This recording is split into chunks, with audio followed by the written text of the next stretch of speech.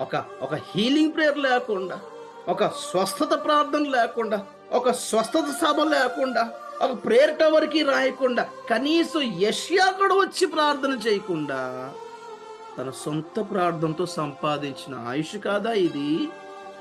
వినడా దేవుడు? ఒక యాజకుడు, ఒక ప్రవక్త కావాల్సొచ్చింది ఆయనకి. లేదు, లేదు, లేదు. నీ ప్రార్థన కూడా దేవుడు వింటాడు. ఎళ్లి ఒక మూలకెళ్ళి కాలు పట్టుకో ఒకసారి. నా ఆధారం నీవే ప్రభు, నా దిక్కు నీవే ప్రభు. ఒక్కసారి కనికరించు. నేనైతే అసలు సంసోన్ ప్రార్థన చూసి షాక్ అవుతున్నా అసలు.